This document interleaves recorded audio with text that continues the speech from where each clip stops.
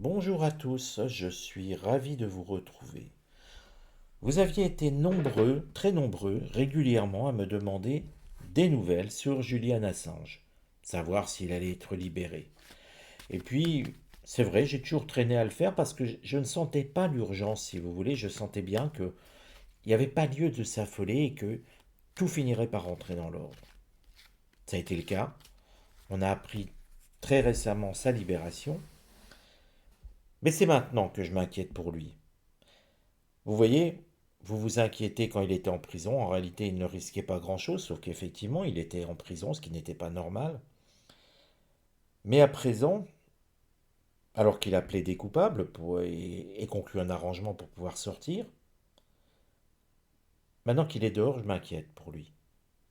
Et je vais donc regarder comment va évoluer la vie de Julian Assange, pardon, dans les prochaines années. On va regarder un petit peu si finalement le fait d'être sorti va bien se passer. C'est vrai que j'ai dit dans les prochaines années. Vous voyez, je suis resté vague parce que je veux regarder les faits les plus marquants. Alors déjà, il retrouve sa famille. C'est vrai, on a vu les images avec sa femme, on a vu un Julian Assange heureux d'être sorti et on le serait à moins. Quelque part, on le sent entouré d'amour. On le sent entouré de sa famille, comme je vous l'ai dit. On le sent plutôt épanoui, sans crainte particulière pour l'instant. Je dis pour l'instant parce qu'il y a quelque chose qui me tracasse, si vous voulez. Quelque chose ne résonne pas clairement dans ma tête. Il y a quelque chose que je ne ressens pas bien pour lui. Alors c'est vrai, sur le moment, on peut dire que tout va bien et que c'est merveilleux pour lui. Et c'est vrai, il est sorti de prison, il est sorti enfin de prison, non. Il est sorti de son enfermement. C'est vrai que pour moi, euh, c'est compliqué à gérer cette situation. Parce que je ne pense pas à l'instant présent pour lui, ni au passé. Vous voyez, le passé, je ne me précipitais pas. Là, par contre, là et là sont mes inquiétudes. Alors justement, et regardons ce qui va aller contre l'avancée de sa vie en général. C'est un petit peu ce que je craignais. La carte ennemie. Il s'est fait beaucoup d'ennemis, des ennemis puissants, des ennemis qui ont des armes, des ennemis qui manipulent aussi. Alors bien sûr, on sait très bien de qui on parle, hein. Euh, mais regardez, vous avez ici une carte martienne, l'agressivité, et je dirais que attention pour Julian Assange. Ce qu'il vient de vivre n'est qu'une étape. Je sens extrêmement mal les choses pour son avenir. Pas pour demain. Nous sommes dans l'avenir là. Là, il y a le temps, pendant quelques mois, le temps des retrouvailles, le temps de l'amour, on va dire. Mais après. Après, quand il sera revenu à une forme d'anonymat, qu'on y pensera moins finalement, que les collectifs pour sa libération l'auront oublié, qu'il sera passé de mode. C'est là que son ennemi va frapper, et frappera. Parce que vous voyez ici, on a vraiment l'idée d'un serpent qui s'enroule autour de Julian Assange, autour de son combat. Ce serpent s'enroule sans précipitation, sans vague, le muselant petit à petit. Quel serait le conseil à donner? De se battre, de ne pas rester inactif. Vous voyez, Julian Assange, alors ça ne veut pas dire qu'il doit recommencer ce qu'il a fait, ce n'est pas dans ce sens-là. Mais il va devoir se défendre, il va devoir se battre. Et regardez, la carte montre bien, là c'est deux coqs, hein, mais deux personnages se battent, deux personnages qui s'affrontent. En découvrant avec vous cette carte, on y voyait la flamme. Et vous voyez, c'est très curieux. Euh, on parle beaucoup de la flamme olympique actuellement. On en parle énormément. On n'arrête pas avec ça. Et je me suis dit, il faut que Julian Assange fasse très attention lors d'une épreuve olympique, non pas lors d'une épreuve, lors d'une manifestation pendant des Jeux. Et je me disais toujours, ou je me disais plutôt là en la voyant, je me suis dit, c'est pas possible, c'est en Australie.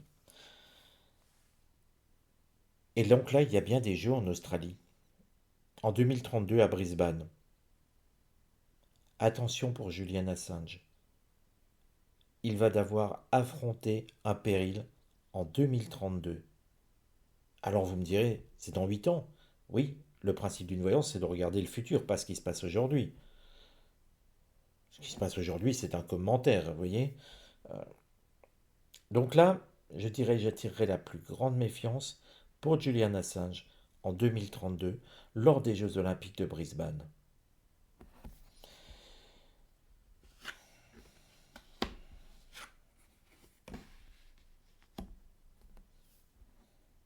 Nous avons au centre l'étoile de la femme.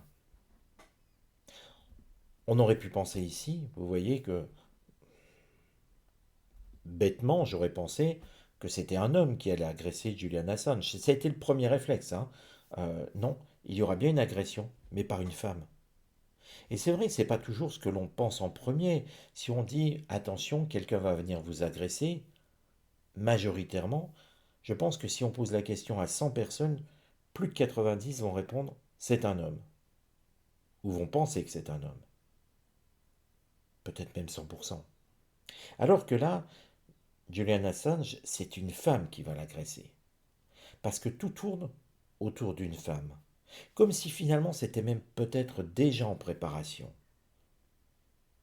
Bien sûr, l'agresser là maintenant, faire une tentative de meurtre sur lui, ça n'aurait pas de sens si vous voulez, ça serait tellement gros. Mais dans 8 ans, Julian Assange sera rentré dans une forme d'anonymat. Comme je vous l'ai dit, on y pensera moins. Et le résultat de cette agression, inconstance.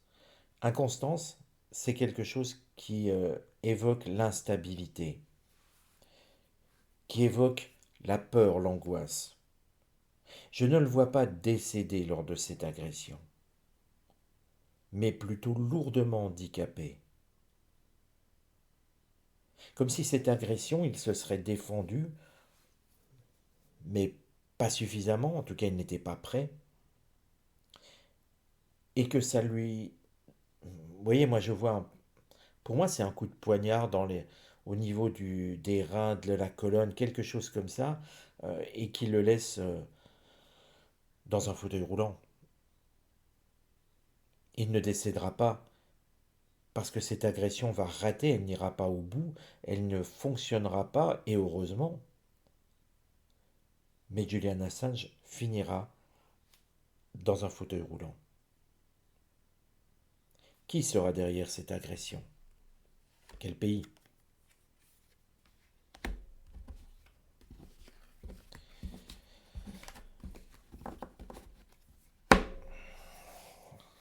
On y voit l'héritage. On y voit l'héritage, il est rentré en Australie, c'est vrai. Vous voyez, avec cette carte héritage, pour moi, ce qui se passe derrière, c'est le pays de ses ancêtres, le pays où est né son père. Alors c'est vrai, je ne sais pas où est né son père. Son père est John Shipton. Je ne sais pas où il est né. Je ne sais pas s'il est né en Australie, en Angleterre, aux USA. Mais le pays qui se trouve derrière, c'est le pays où est né John Shipton. Parce que l'héritage, eh bien c'est là, c'est pas où Julian Assange est né. C'est où l'ancêtre, le père de John Shipton est né. Et c'est bien là qu'il faut chercher. C'est ce pays qui sera derrière cette tentative d'assassinat, parce que il n'y aura pas d'autre mot. Alors oui, attention pour Julian Assange en 2032 à Brisbane. Il va devoir se défendre, il va devoir se préparer pour échapper au pire et surtout pour ne pas finir sa vie dans un fauteuil roulant. Je vous embrasse tous les amis. Si vous souhaitez m'écrire, vous pouvez le faire sur utervoyant@gmail.com. Je suis à votre service. Dites-moi ce que je peux faire pour vous. Je vous donne rendez-vous. À très bientôt.